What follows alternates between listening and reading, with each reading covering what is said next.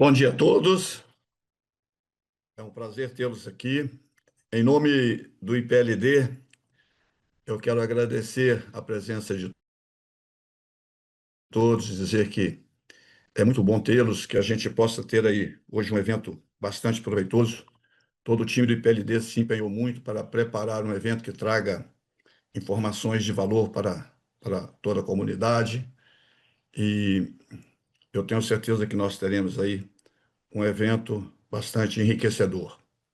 Eu quero agradecer, em nome do IPLD, nossos apoiadores, a AML Reputacional, o Instituto Brasileiro de Direito Regulatório e a Integrity, que são os nossos apoiadores neste evento. Algumas informações importantes: nós vamos receber as questões, as perguntas, através da própria ferramenta, na aba de perguntas e respostas. Nós vamos ter um certificado para todos que participarem no final do evento. Basta preencher a nossa pesquisa de satisfação, ok? E nós todos possamos ter aí um excelente evento. E eu quero já passar a apresentação dos nossos especialistas. Estamos com um time aí de especialistas de grande valor, pessoas que com certeza vão enriquecer muito este debate. Temos o Felipe Américo, ele é advogado criminalista, sócio da Bueno Brandão Advogados e Associados. Ele é mestre em Direito pela Unicuritiba, ele é especialista em Direito Penal, Econômico e Empresarial pela Universidade Positivo, ele é professor na FAI Business School, ele é membro da Comissão de Mercado Financeiro e Ativos Digitais do Instituto Brasileiro Regulatório, e autor do livro Bitcoin e Lavagem de Dinheiro, quando uma transação configura crime. Está aqui conosco também o Luiz Paulo Bittencourt, o Lupa. Ele é mestre em administração, com experiência nas áreas de prevenção à lavagem de dinheiro e financiamento do terrorismo, privacidade e proteção de dados pessoais, riscos e ambiental, social e governança, o ISG, e tem certificações internacionais em inovação, em PLD, antifraude e controles internos.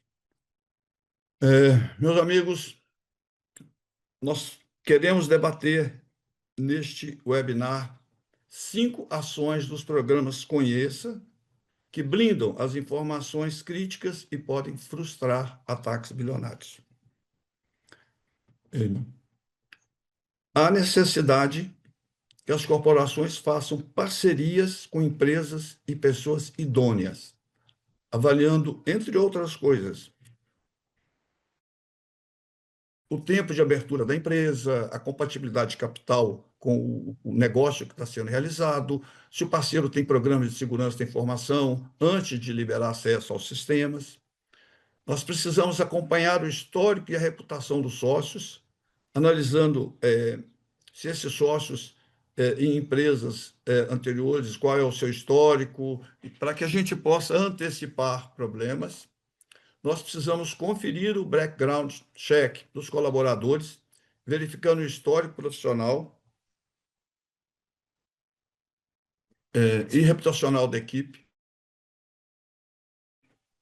inclusive os cargos estratégicos. E estratégico aí não é a questão apenas de cargos de gerência, de chefia, mas estratégico é aqueles que têm acesso a informações sensíveis, que é um risco.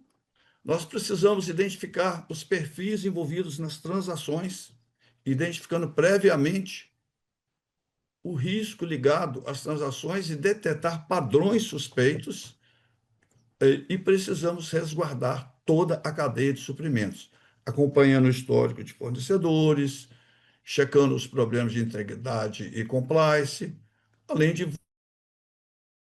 vulnerabilidades nas medidas de segurança dos fornecedores, que não adianta nós olharmos apenas para os nossos critérios de segurança e os nossos fornecedores não estarem adequados.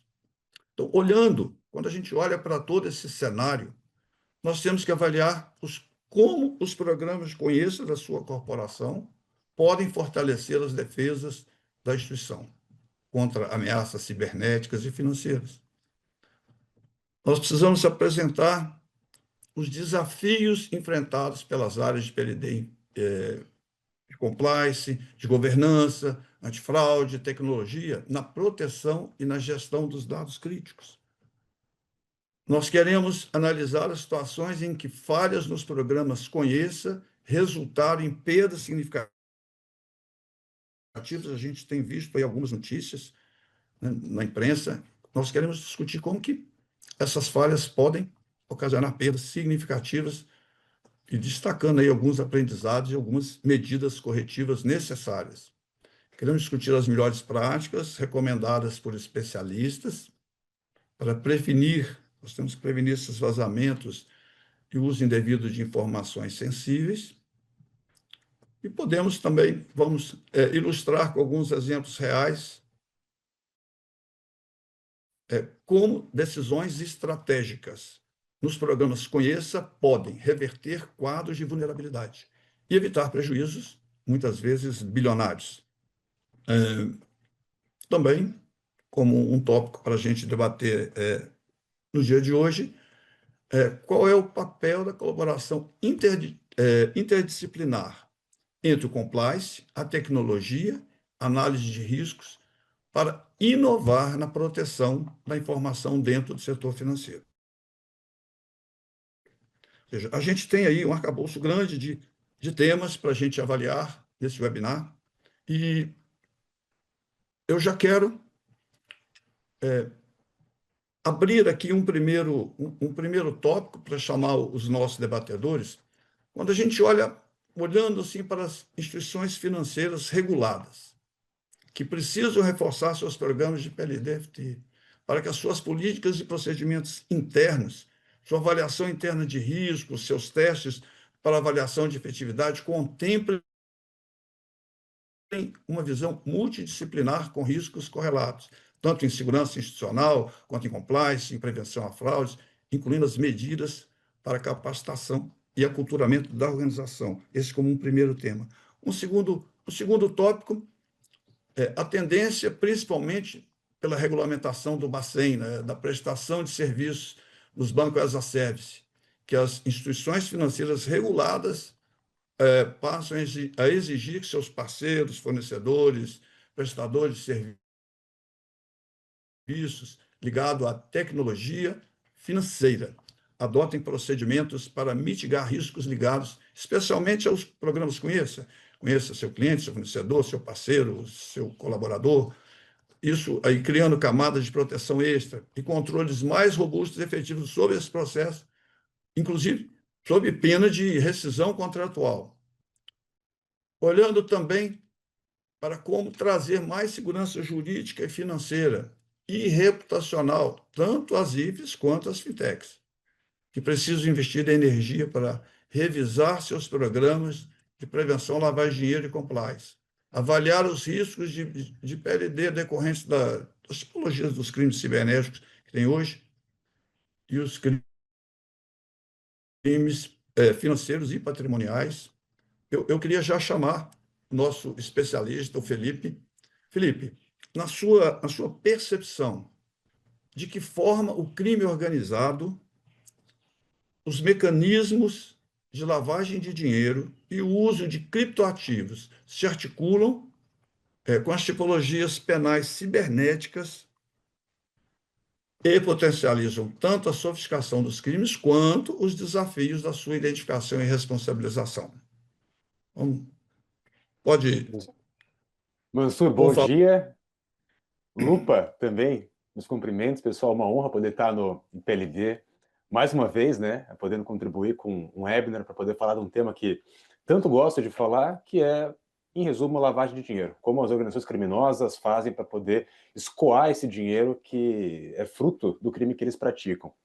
E, Mansur, quando o pessoal me convidou para poder falar nesse webinar, o primeiro caso que eu lembrei foi o caso, já virou filme, já é livro, já, enfim, é muito estudado no direito penal, inclusive academicamente, que é o caso do assalto ao Banco Central, né? Um caso de 2005 ainda, que para aqueles que não têm a lembrança, é um caso em que os criminosos na época alugaram uma casa vizinha ao Banco Central de Fortaleza, fizeram um túnel de 200 metros e chamou atenção dada esse contexto cinematográfico, né, que eles entraram pelo túnel, pegaram notas de papel, milhões de notas de papel, e daí, depois disso, começaram a gastar o dinheiro. Né? E daí, na época, o que mais chamou a atenção do pessoal, da Polícia Federal, inclusive, para descobrir quem são os autores desse crime, foi a forma como eles estavam gastando dinheiro. Na época, acho que isso até virou objeto de estudo acadêmico.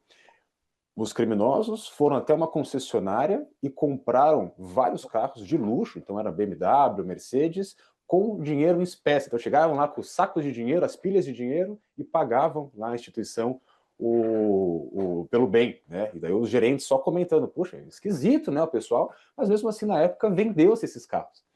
E até o que virou discussão no direito penal? Puxa, será que essas pessoas da concessionária também podem ter contribuído para uma lavagem de dinheiro, né, desses valores provenientes do crime?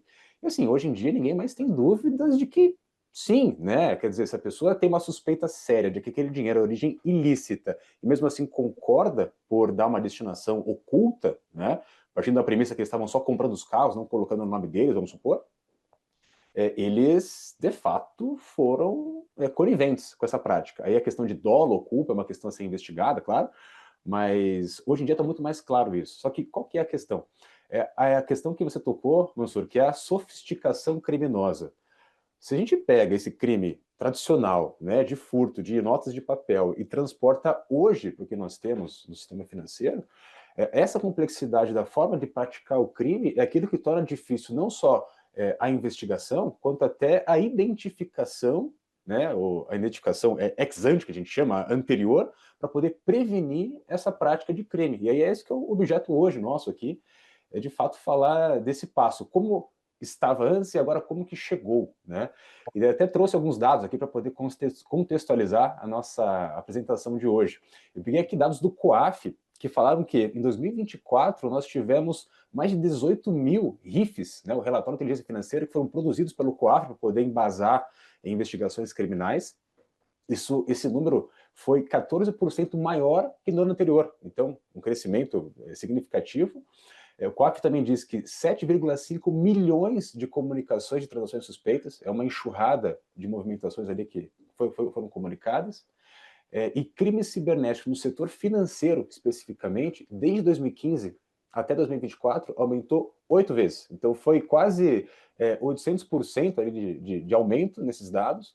E tudo isso que ilustra o quê? Nós estamos vendo uma passagem do crime tradicional para um fluxo mais sofisticado, de um crime cibernético. Né? Fato que a pandemia incrementou muito, né, essa motivação criminosa de ir para a internet, mas também dados oficiais do governo já sinalizam que a operação que antes era organização criminosa, PCC e Comando Vermelho, que antes era especificamente um crime da rua, né, hoje em dia já estão operando de maneira híbrida. Né? Quer dizer, eles têm lá o crime tradicional, mas também estão operando via, entre aspas, home office, né, fazendo esses crimes através da internet.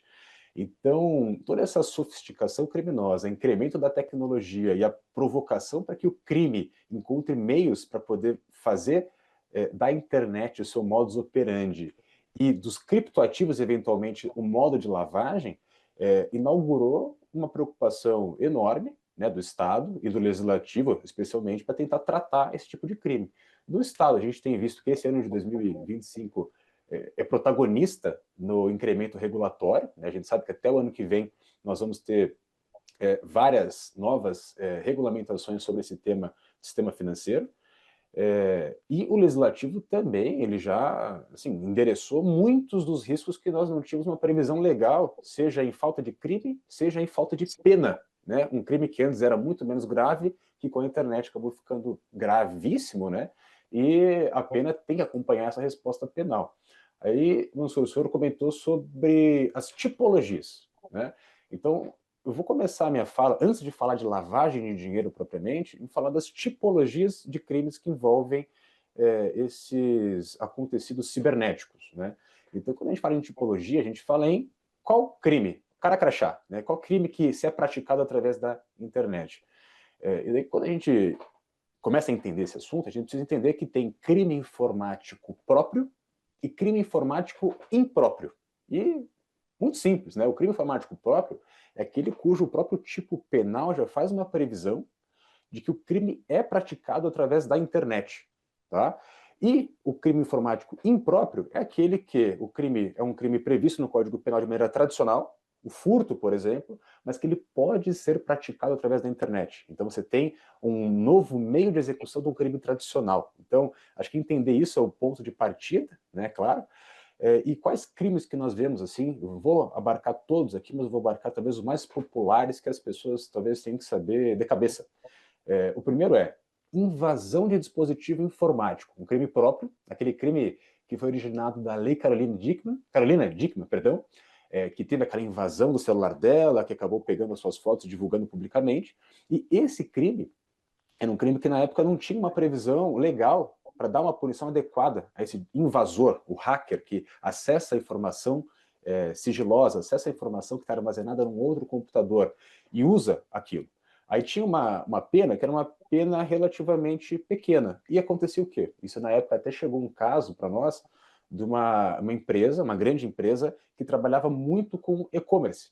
Ela teve a situação do ex-colaborador, que tinha alguns acessos privilegiados, sabia da área da informação e hackeou a empresa para se vingar da empresa e conseguiu fazer assim, uma empresa que vende muito, né, um volume enorme, através do e-commerce, e ela teve que ser paralisada durante 3 dias, porque ele basicamente apagou os dados, apagou toda a operação de caminhos de programação da empresa e causou um prejuízo literalmente milionário, né? Deixar de operar nesses 3 dias, perder venda, né, em prática.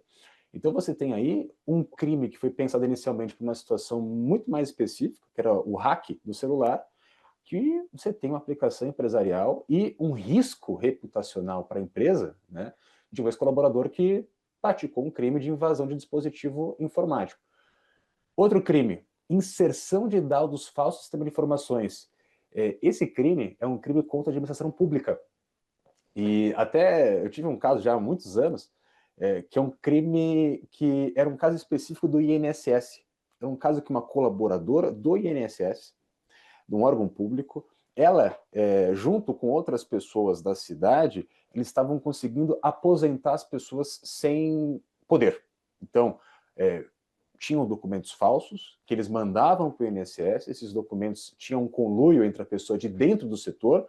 Aí por quê? Né? Um crime de funcionário público especificamente, que pode se conectar com aquele que não é, mas é um crime feito por funcionário público, e essa funcionária ia no sistema e colocava, não, de fato essa pessoa trabalhou num serviço agrário desde tal data, e aposentava a pessoa e também causava uma lesão aos cofres públicos. Outro delito que é feito através do sistema de informações, né? Ambos crimes próprios. E agora a gente chega aos crimes impróprios, esses que talvez sejam mais comuns para as instituições financeiras. Nós temos 2 aqui clássicos, um deles é o furto, o outro é a fraude eletrônica. Né? A fraude eletrônica é esse segundo, que é uma derivação do crime de estelionato. E aí, para falar desses crimes, faz sentido a gente pensar numa divisão muito clara entre o furto e o estelionato, tá? Para que todo mundo tenha muito rápido nesse mapa mental para resolver esses problemas. A gente está falando em crime feito através da internet, então ambos, de certa forma, não têm o contato da pessoa com o objeto material, né? Se eu for furtar um bem que está numa mesa, eu consigo pegar aquele bem e levar para outro lugar. Agora, através da internet, acaba sendo muitas vezes uma informação, um dado que está disposto no banco de dados, vamos supor, a conta bancária de alguém, né? Então, esse acesso remoto àquele bem acaba sendo mais difícil de perceber a diferença entre um crime e o outro, o furto e o estelionato. Então, como que a gente faz? No furto, a gente fala em vigilância da vítima. Como que está a vigilância da vítima sobre aquele ativo? Então, no furto, o que acontece? É o pegar sorrateiro, é o pegar fora da vigilância da vítima. É quando a pessoa pratica aquela fraude, aliás, pratica aquele crime que pode ser mediante fraude, e ele faz algum comando num computador, por exemplo, que a vítima não percebeu que teve o bem subtraído, ela só percebe depois. Né? Já o estelionato, por outro lado, a vítima percebe que entregou. É a própria vítima que faz a entrega daquele valor, dá o comando no computador, que seja. Só que ela faz isso mediante erro, ela faz isso enganada, né? Então essas duas diferenças que permitem a gente subdividir os dois crimes é importante já ter logo de início, e daí falando mais claramente sobre cada um deles. Furto mediante o uso de dispositivo informático. O que você tem? Vamos lá. O furto tradicional, né, que é o pegar sorrateiro que eu mencionei, pegar o objeto de cima da mesa. Nós temos já um crime tradicional, que é o furto mediante fraude, ou seja, quando a pessoa usa algum elemento ardil, um documento fraudulento, por exemplo, poder induzir a prática de um furto, propriamente dito. Isso pode ser um acesso clandestino feito no computador, por exemplo.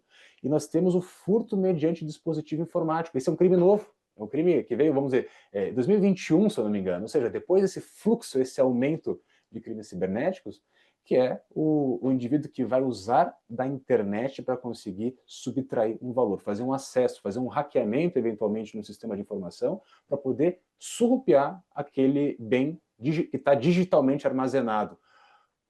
Vale uma diferenciação aqui. Eu comentei da invasão de dispositivo informático anteriormente e tem o furto mediante dispositivo informático. Qual que é a diferença? A invasão de dispositivo informático, o objeto tutelado é a própria informação que está armazenada, que pode ou não causar um prejuízo financeiro a uma empresa. Então, esse caso que eu mencionei da empresa que foi hackeada pelo ex-colaborador, o colaborador causou um prejuízo financeiro, mas ele não obteve para si aquela vantagem econômica. Então, fica lá na esfera da invasão de dispositivo informático. Agora, aqui não. Aqui o indivíduo ele vai acessar o banco de dados da empresa para poder hackear e desviar aquele valor para si ou para outra pessoa, né, para conseguir pegar aquele dinheiro. Essa é a diferenciação entre as duas, que tem que ter de maneira bem clara. E o exemplo disso que eu trouxe aqui é um caso também, que é um caso real, que foi um caso de uma corretora de criptoativos que ela foi furtada pelo próprio cliente. Olha só, a empresa acabou não fazendo todas as due diligence que precisava em cima daquela pessoa, talvez o KYC que precisava, né, tomar todos os cuidados. Aquela pessoa, aquele usuário, inclusive, já tinha sido bloqueado por questões de compliance durante 2 oportunidades. E na terceira, ele descobriu uma falha no sistema que conseguiu, assim, subtrair uma quantia enorme de criptoativos, né, da própria corretora. Esse crime ele está denunciado hoje por um furto mediante dispositivo informático, esse crime do artigo 155, parágrafo 4b do Código Penal, e é um crime com a pena gravíssima, né? Ele equipara ao roubo, um crime cuja pena é de 4 a 8 anos. Olha só. E esse é um caso prático em que a empresa vítima não tomou os cuidados, o sujeito se aproveitou da vulnerabilidade do sistema, furtou, e a empresa só percebeu depois da prática desse crime, né? Só depois que ele desviou o dinheiro que acabou tomando conta, daí porque o furto. E outra situação, daí sutilmente diferente, mas que também faz todo sentido, quando a gente fala em crimes cibernéticos, é o caso da fraude eletrônica, que é aquela modalidade de estelionato mais recente criada para poder endereçar justamente esses casos de golpes que nós temos, assim, que antigamente eram menos relevantes, era um caso do golpe do Pix, era uma transferência pequena, e hoje em dia nós vemos, em resumo, empresas falsas captando bilhões de reais de vítimas de golpes de investimento, golpes de forex que são feitos às vezes, tá lá o investidor, né? A gente teve um caso prático desse sentido também. O investidor brasileiro, a pessoa brasileira estava no Facebook e viu um vídeo, ele até me contou, era um vídeo deepfake, uma imagem como se fosse um ministro do STJ falando, olha pessoal, agora eu sou praticamente aposentado e eu vivo de renda através da empresa tal, onde eu faço meus investimentos. A pessoa já idosa não soube discernir que aquilo era um deepfake, um vídeo falso, clicou, fez o investimento, investiu toda a fortuna dele que ele tinha guardada a título de aposentadoria, né? Já era uma pessoa idosa que tinha um valor condizente para poder se manter até o longo do final da sua vida e investiu tudo numa fraude financeira. Um crime que foi feito por pessoas de fora do Brasil, cujo pagamento ocorria em criptoativos. Aí eu falei, mas uma pessoa idosa mexida com criptoativos? Sim, eles tinham indivíduos de uma organização criminosa preparados para poder ensinar aquela pessoa quais as vantagens do criptoativo, como que o mercado lucrava, e essa pessoa foi transferindo até que se tocou que isso tudo foi um golpe. Aqui, veja a diferença do furto. Aqui era a própria pessoa que, enganada, achando que faria um investimento, comprou criptoativos e enviou para esses fraudadores. A entrega dele foi voluntária, em que pese iludido em erro. Aí porque o estelionato. E esses crimes, eu dei aqui alguns exemplos, a gente consegue pegar, eu dei um exemplo, mas assim, de crimes idênticos a esse, tem muitos, e todos eles com potencial de escalabilidade enorme. E daí, Mansur, você me perguntou no início, né? O porquê da sofisticação, o porquê desse risco que incrementou. A questão é escalabilidade. A gente sabe que hoje em dia você tem negócios que antes eram negócios mal remunerados, que fez pessoas ficarem ricas pela internet. Vou dar um exemplo. Vender curso. O que era vender curso antes da internet? Né? Você tinha lá uma sala de aula, um curso, cada um pagava, era limitado, né, pela disposição geográfica. Hoje em dia você tem uma pessoa que vende curso para 1 milhão de pessoas, cobra uma pequena quantia e fica milionário. Esse potencial de alcançar muitas pessoas é o que tornou esses crimes tradicionais muito mais perigosos e que merecem penas muito mais graves. Por exemplo, esse caso do furto, que antes não tinha uma previsão legal específica, e era um crime com a pena menor, pena mínima de 1 ano, que ficou pena mínima de 4 anos, né, indo para 8 na pena máxima. Então, olha essa percepção do risco que teve o Estado e conseguiu endereçar essas práticas. Dito isso, né, falei aqui bastante, talvez, das tipologias, para poder deixar bem claro naquele mapa mental, tá, o que está acontecendo aqui na minha empresa, a gente passa da parte posterior, que é o fluxo desse dinheiro, como que ele se organiza e como que a empresa está do outro lado e ela está muitas vezes intermediando, ela está entre a vítima e o criminoso, auxiliando materialmente esse envio do ponto A ao ponto B desse capital ilícito. O primeiro ponto que eu queria falar sobre lavagem e essas transações financeiras, para o pessoal que está ouvindo a gente, que atua em área de compliance, prevenção de lavagem de dinheiro. Uma coisa é crime de lavagem de dinheiro e a outra coisa é você cumprir normas de prevenção à lavagem de dinheiro. Por que eu estou dizendo isso? Porque o crime de lavagem é aquilo que está no nosso Código Penal, né? Aliás, na lei específica de lavagem, mas está legislada, digamos assim, que vai dizer aquilo que é ou não uma lavagem de dinheiro. Que não necessariamente é aquilo que se prevê internacionalmente como boas práticas de prevenção à lavagem de dinheiro. E digo por quê? Porque a lavagem internacional, o conceito de lavagem internacional, ele é mais amplo do que o nosso crime de lavagem de dinheiro. Vou dar um exemplo muito sutil. Aquele caso do começo, que eu falei do assalto ao Banco Central, que o indivíduo pegou o dinheiro do crime e comprou carro. No Brasil, se o indivíduo pegou o dinheiro do crime e comprou um carro no nome dele, ele não ocultou ou dissimulou aquela origem. Ele comprou um carro no nome dele. Se ele comprou no nome dele, ele não preenche o tipo penal de lavagem de dinheiro, olha só, porque ele faz um que se chama simples gasto. A doutrina chama de simples gasto o indivíduo que gastou o dinheiro do crime. Ponto. Agora, se ele adotou uma conduta mais sofisticada, colocou o bem no nome de um terceiro, vamos dizer, aí você tem uma lavagem de dinheiro. Tudo bem, mas e o compliance? E as normas de prevenção? Elas vão falar, opa, pera lá, o indivíduo veio aqui, pagou com uma mala de dinheiro essa transação, comprou um bem no nome dele, tá, talvez eu não possa recusar a venda disso, até porque é uma contravenção penal recusar receber dinheiro em espécie. Mas, de toda forma, eu preciso comunicar o COAF, no mínimo, comunicar o COAF. Então, veja de onde vem o risco e essa análise baseada em risco. São esses cuidados que a gente tem que ter, que muitas vezes a gente está falando de uma prática que ela pode não ser criminosa, daí a gente fala, puxa, mas aqui não tem tantos red flags assim. Mas a norma de PLD exige que você adote, enquanto intermediário, alguns comportamentos, né? E dito isso, você me perguntou, criptoativos, né? Aí o que me puxa na cabeça? O que se conecta com crimes cibernéticos e lavagem? Isso aí também são dados do COAF. O COAF enumerou algumas tipologias, 4 especificamente, que são as principais formas de lavagem de dinheiro com ativos virtuais. Criptoativos, transferência internacional anônima, fintechs que operam sem cumprir normas de lavagem de dinheiro e as bets. Basicamente isso. As bets é o caso do indivíduo que pega o dinheiro eletrônico, deposita, faz algumas apostas e saca. Ele consegue fazer essa maquiagem para dificultar o rastro.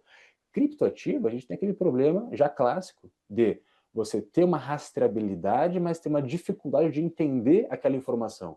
aí você gera quase uma dicotomia, né, entre que as pessoas que vão achar que se o criminoso converte em cripto algum valor, esse valor está perdido para sempre. E isso não é verdade absolutamente. Inclusive, tem casos reais brasileiros que a autoridade policial, o Ministério Público especificamente, conseguiu apreender valores e bloquear valores, principalmente porque estava em criptoativo. E se não tivesse em criptoativo, não teriam conseguido pegar esses bens. Então, às vezes pode auxiliar o criminoso, mas também pode atrapalhar o criminoso, porque hoje nós temos uma equipe de investigação no Brasil muito mais evoluída do que há um ano atrás. Por exemplo, esse conhecimento está sendo muito maior.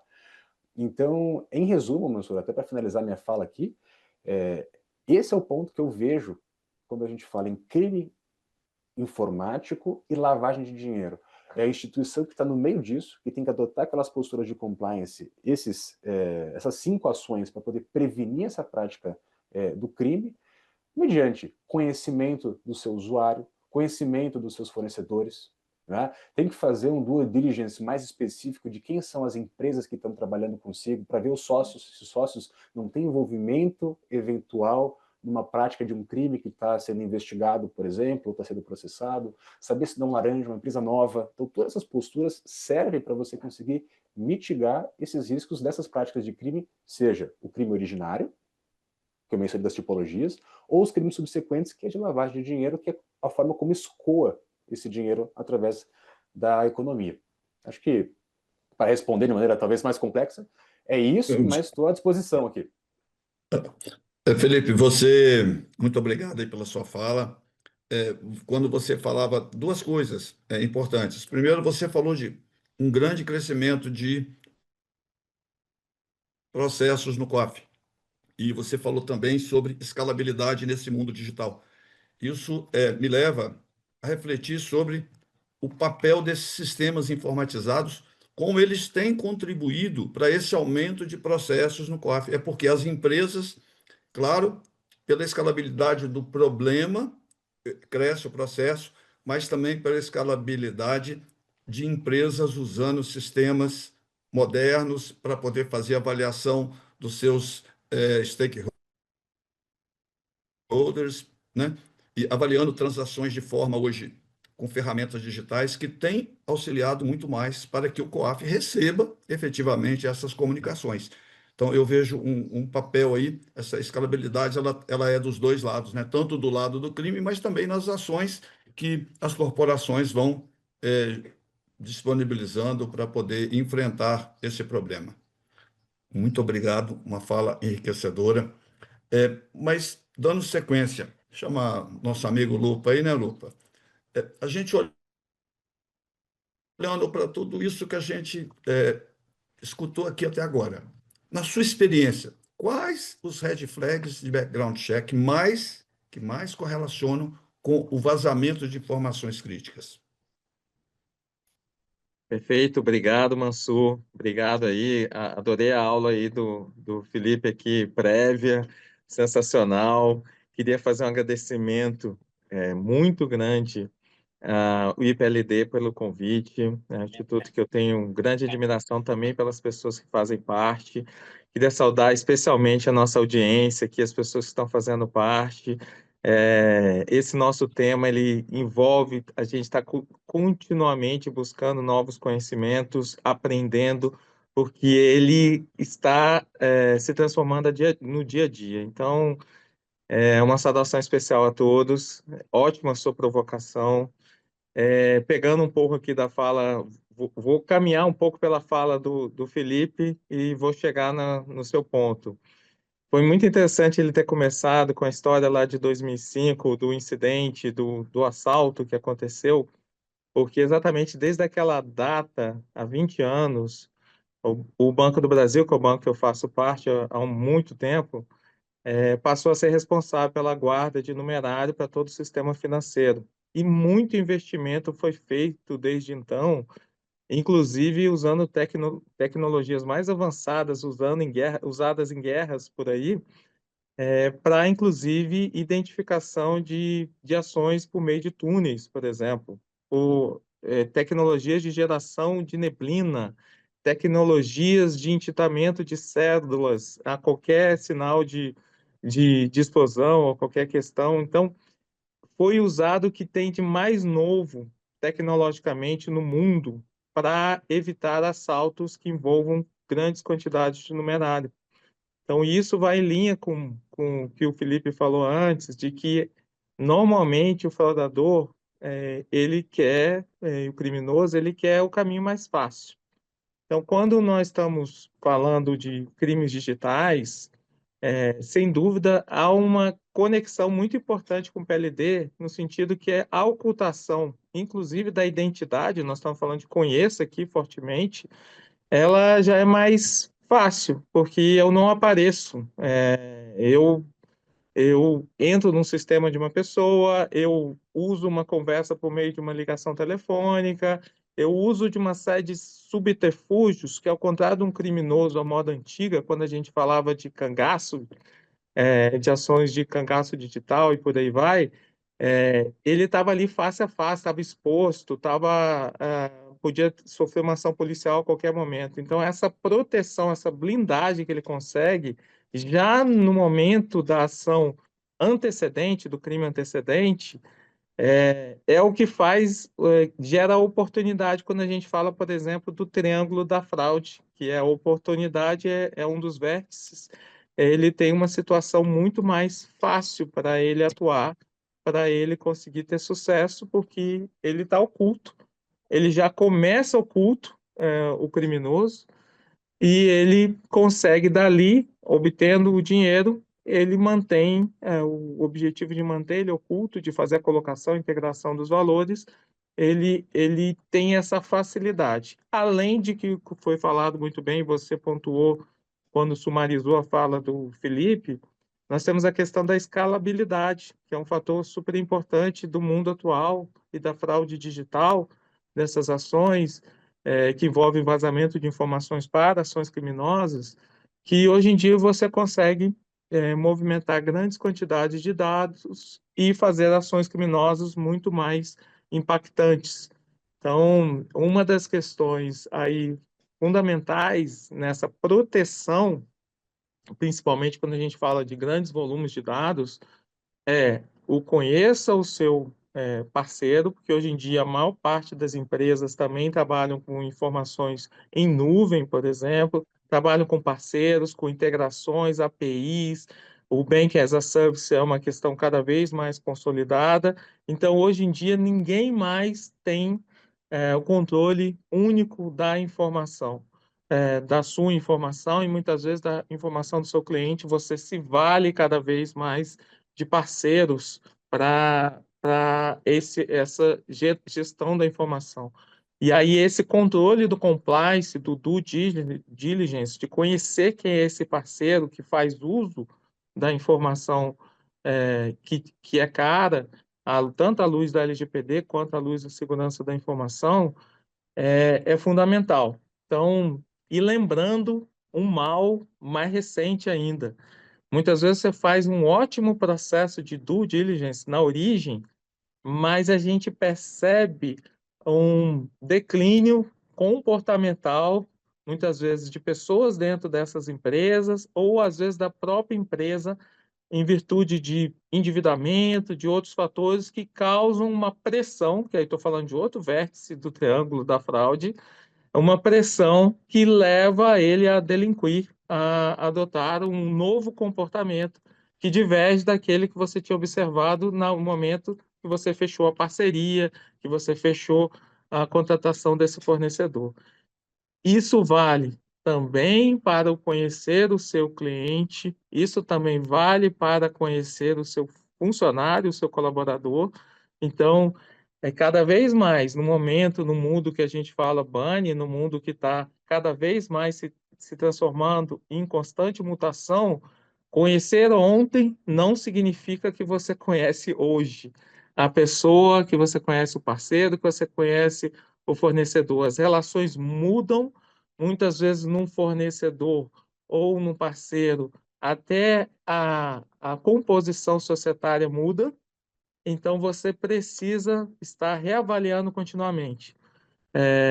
Numa empresa como eu estou atuando hoje, que você tem dezenas de milhares de fornecedores, esse é um desafio muito maior e você precisa ter esse olhar de monitoramento muito contínuo e uma abordagem baseada em risco muito presente para que você possa assegurar que esse processo seja efetivo, além de uma preocupação muito grande com o próprio funcionário.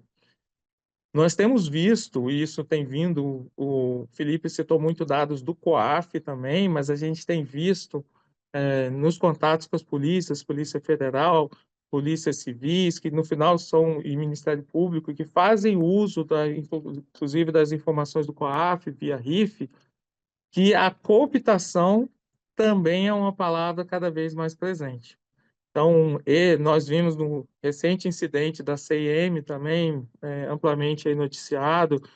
A gente ainda não tem detalhes mais profundos, até por isso que é difícil você opinar sobre essa situação, mas um elemento que já está presente é uma potencial cooptação de pessoas para essa ação. Então, e isso fragiliza, porque muitas vezes os controles que são estabelecidos nas instituições estão baseados na execução por pessoas. Então, por isso, você tocou nesse ponto também das tecnologias, a gente precisa ter cada vez mais humanos que tenham uma preocupação de compliance dentro da sua empresa e dentro dos seus parceiros, mas você precisa ter cada vez mais instrumentos de inteligência artificial que consigam identificar tipicidades de comportamentais desses diversos parceiros que possam chamar flags importantes e que sinalizar que você está tendo comportamentos atípicos. Então, movimentações atípicas. Por exemplo, o Felipe citou muito bem o caso de que, eventualmente, uma pessoa que conseguiu uma bolada de uma forma criminosa, mas comprou um veículo no seu próprio nome, pode não constituir diretamente um crime de lavagem de dinheiro. Porém, se nós que temos a obrigação nas instituições financeiras de fazer o follow the money, identificamos que esses valores estão atípicos para renda, faturamento, para a movimentação normal desse cliente, nós temos o dever de fazer essa comunicação ao COAF, e aí o COAF, juntando uma informação daqui com informação de outros, poderá, aí sim, consolidar um relatório de inteligência financeira e dali a gente pode ter uma ação efetiva sobre essa pessoa. Tentando colaborar aqui Mansur, com a tua provocação, e fico aqui à disposição para a gente responder novas perguntas aí dos nossos participantes e tuas.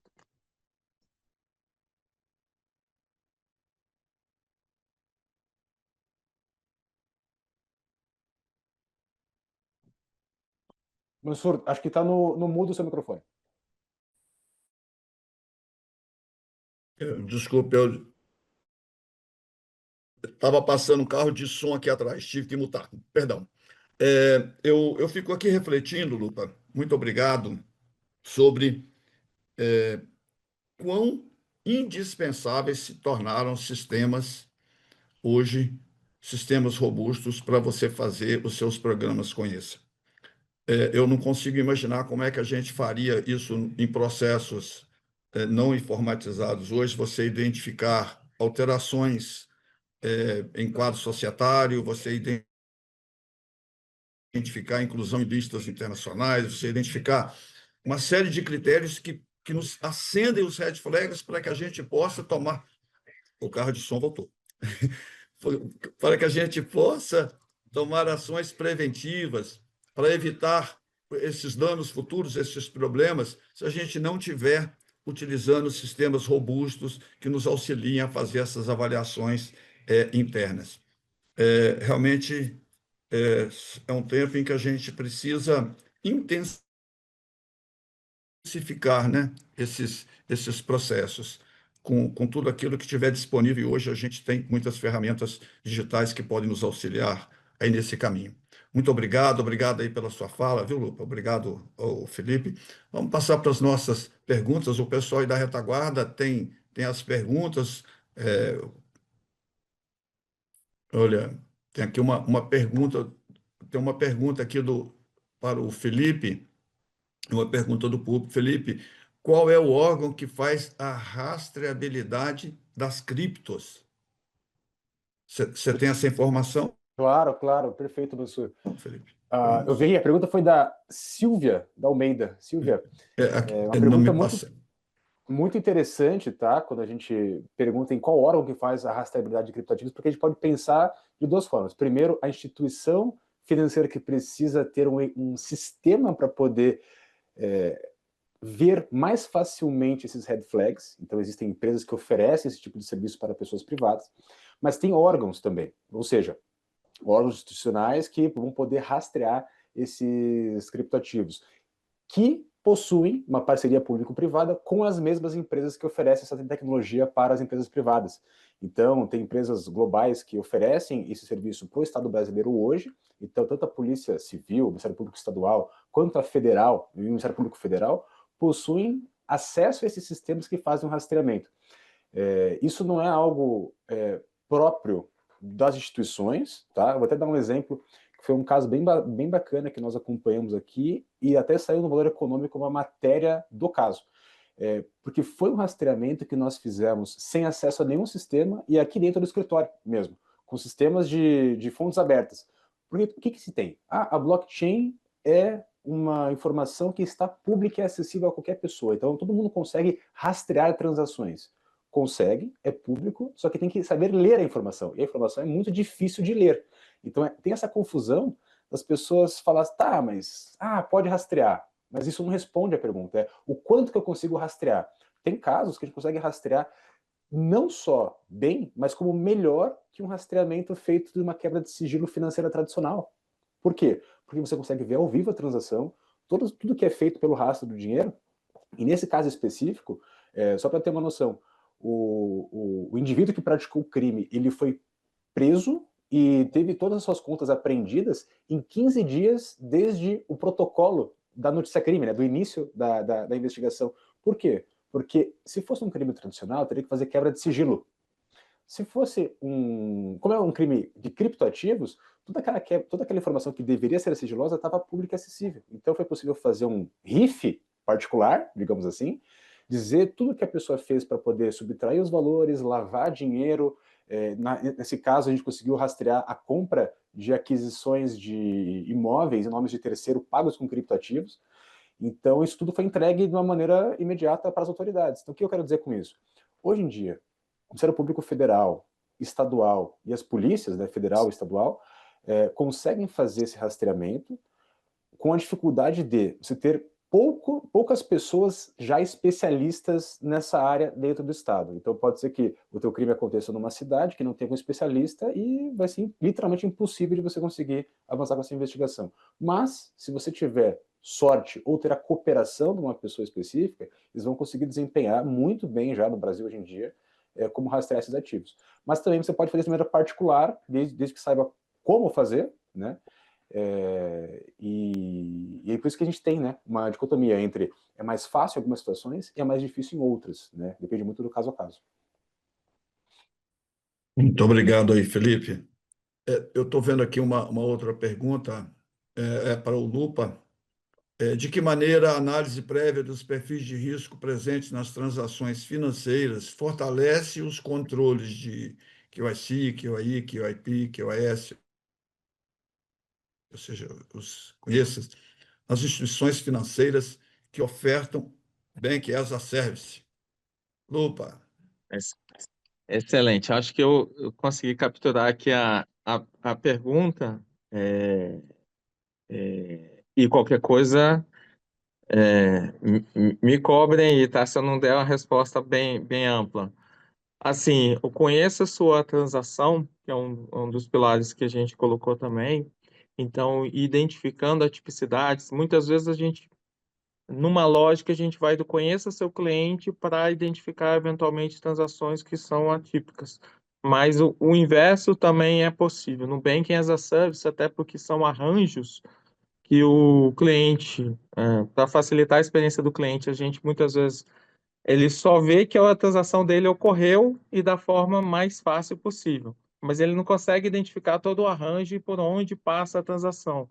Então, é importante que nós, instituições, identifiquemos bem quem são os participantes desse arranjo, quem está operando nesse arranjo, quem é o beneficiário final daquela transação, e a origem dessa transação. Porque arranjo, dependendo da complexidade que a gente fizer, ele gera um risco maior de ser usado para lavagem de dinheiro. Então, ter mais informações, tentar buscar mais informações que nos permitam identificar, primeiro, padrões divergentes, segundo, quem está nesse arranjo é confiável nas diversas etapas. Então, isso é um padrão também importante para identificarmos. Quem está no arranjo, a transação faz sentido, pelo histórico que ela tem, pelo que nós identificamos, pela tipicidade dela. Por exemplo, uma das questões que nós temos usado muito para identificar transações atípicas, até por conta da Secretaria de Prêmios e Apostas, está regulando muito bem esse tema, principalmente a partir desse ano com a 4790 e depois com a Portaria 566, é ainda a existência de casas de apostas ilegais no país. Eu acho que o Felipe citou um pouco disso. E uma das questões que a gente identifica eventual trânsito num arranjo que no final pode ter uma casa de apostas ilegal no final, muitas vezes coincidência com o horário de jogos, jogos importantes. Então, existem algumas variáveis que nos ajudam a identificar um fato atípico, algo que sugira uma aposta, muito embora o KNAI final não seja de um site de apostas tradicional, justamente sinaliza que é um açougue, é uma padaria, é um supermercado, que no final está se valendo como uma casa de apostas, está atuando como uma casa de apostas ilegal, e aquilo nos fornece fundamentos para uma comunicação também.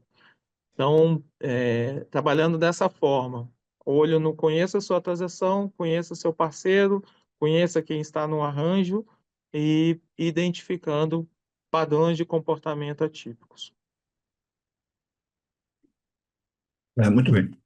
Felipe, olhando para essa fala agora do Lupa, para esse conjunto de stakeholders que ele foi falando aí nos relacionamentos com a corporação, quais são os que oferecem maior risco? Quais são os propensos a maior risco nos relacionamentos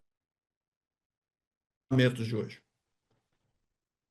Então, Mansur, pensando nessas pessoas, né, jurídicas que vão fazer essa intermediação de contrato, acho que as que mais se destacam hoje em dia são as casas de apostas e algumas empresas, as menores de Bank as a Service.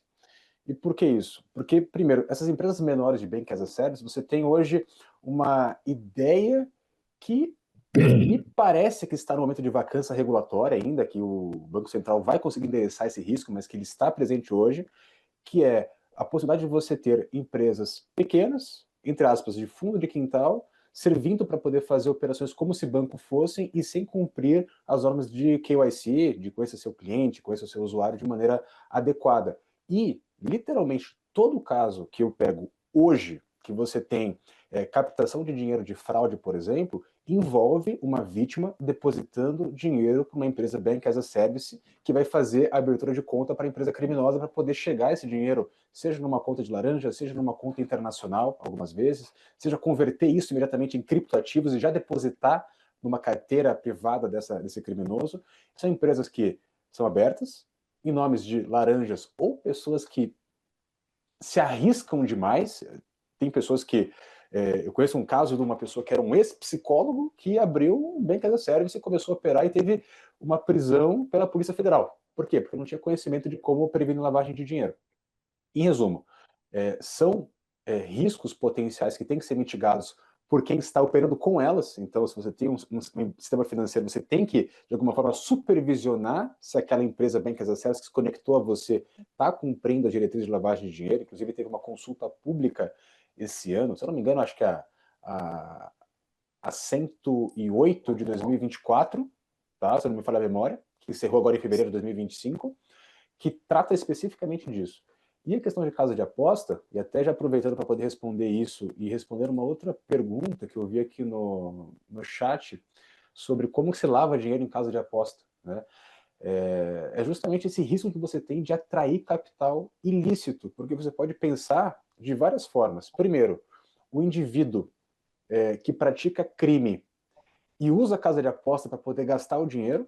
Parêntese, esse caso que eu mencionei do furto da exchange, na minha fala, o autor do crime gastou praticamente quase toda a fortuna dele, que ele conseguiu furtar, em casa de aposta. Gastou, torrou o dinheiro. Né? De fato, ele tinha um comportamento compulsivo e isso levou ele a perder todo o dinheiro. Mas não só para gasto de dinheiro e essa entrada facilitada, mas como você pode lavar também. Ou seja, você pode eventualmente, pensando num cassino, deposita o valor em espécie, aliás, em transação bancária, deposita o valor em criptoativo, faz alguns jogos e saca para uma outra conta, ou saca por uma conta no seu nome, mas de outro banco, de outra instituição, até mesmo no exterior, isso acontece. Ou a pessoa pode ter uma relação fraudulenta com a própria casa de apostas, né? Em que ela consegue ser sorteada, entre aspas, por um prêmio que ela ganhou e fazer entrar na conta bancária dela um valor, como era antes, a compra do bilhete premiado, você faz hoje em casa de aposta de maneira muito mais facilitada. Por quê? Porque você não tem ainda uma regulação efetiva dessa ponta. Você tem a regulação hoje da casa de aposta brasileira, que se habilitou aqui no Brasil, mas nada impede do usuário, por exemplo, investir numa casa de aposta que está no exterior. Né? A casa de aposta do exterior, ela não pode fazer propaganda no Brasil. Isso seria ilícito. Agora, se eu sou usuário, eu conheço uma casa de aposta da Suíça e quero lá enviar meu dinheiro, em tese eu posso ganhar, receber, e aí, se tiver algum tipo de fraude, né, nesse processo de vencimento, lavou-se dinheiro. Então, o que eu digo? Tem stakeholders, tem pessoas jurídicas que vão trazer maior risco, que sem dúvida isso tem que ser visto já como um red flag em si, para você trazer uma verificação de compliance muito mais aprimorada do que comparado a uma outra empresa. Agora, para o Lupa, Lupa, além assim, a gente tem os programas Conheçam com as suas buscas já tradicionais, os processos, as listas, reputação, uma série de informações. Agora, quais outras informações deveriam ser agregadas nessa prevenção, na análise da prevenção, quando você quer olhar especificamente para a prevenção relacionada aos ataques? Perfeito, ótima pergunta, agradeço. Entendo que tem algo que nós criamos uma grande expectativa, que foi regulamentado com uma resolução que o Bacen soltou recentemente, a número 6, que vai permitir às instituições terem acesso a informações de clientes que aparentemente tenham partilhar informações de clientes que tenham sinalização de fraude.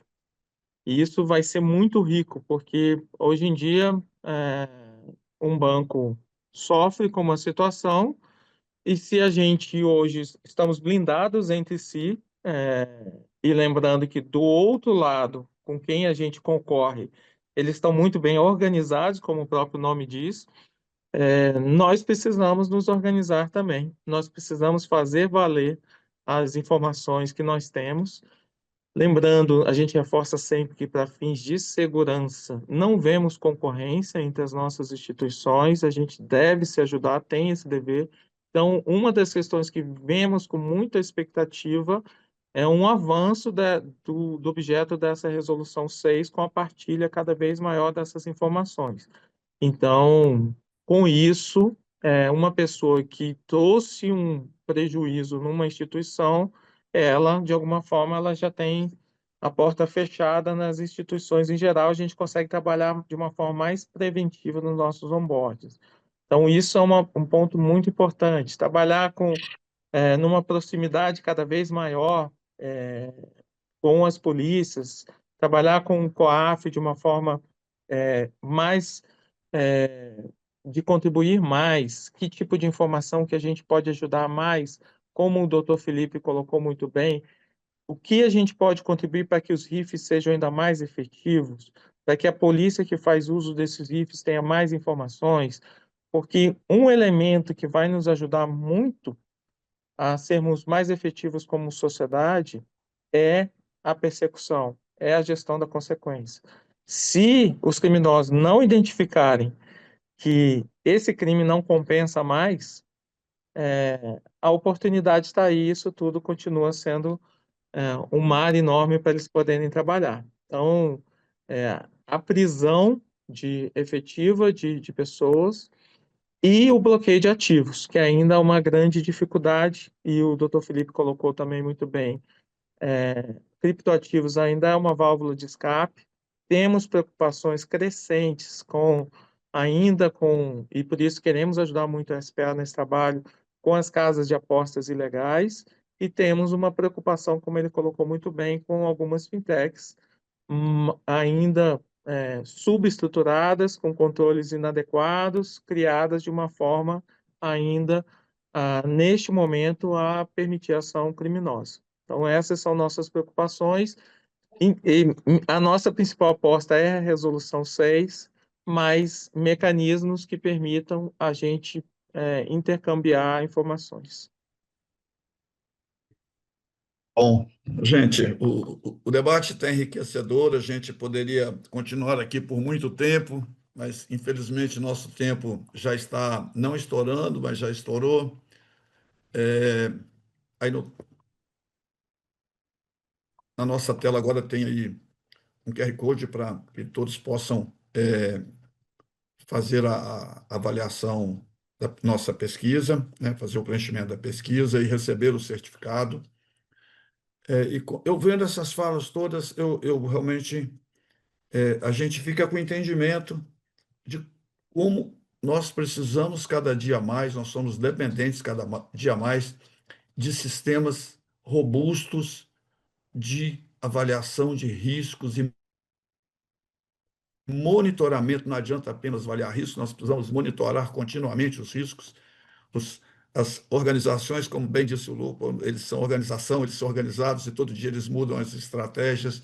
Do outro lado, e as corporações precisam acompanhar esta mudança, estar com sistemas ágeis, robustos, para poder avaliar e monitorar os riscos. É muito importante isso. Pessoal, eu quero falar com vocês que não deixem de fazer a inscrição já para o nosso próximo webinar. Já estamos aí com mais um webinar, já entra aí no IPLD, sigam as nossas redes sociais, tanto do IPLD quanto dos nossos, de todo o grupo AML, com as empresas. Vocês, lá no IPLD, vão encontrar toda a nossa programação com os webinars. Não deixem de fazer a inscrição. Eu quero agradecer, em nome do IPLD, ao Felipe, ao Lupa, que abrilhantaram esta manhã nossa aqui de debate, contribuíram tão ricamente para o nosso entendimento, para que a gente possa vislumbrar ações, primeiro, vislumbrar ações de proteção, mas também ações de correção dos nossos rumos em relação às nossas avaliações de risco, de proteção das corporações. Muito obrigado, Felipe, muito obrigado, Lupa. É sempre muito bom poder dialogar com vocês. Eu quero agradecer a toda a nossa plateia que esteve aí nos acompanhando nesse webinar. É um grande prazer poder estar aqui apresentando debates de valor, de conteúdo para vocês. Esperamos tê-los presentes nos nossos próximos webinars. Muito obrigado a todos. Um ótimo dia.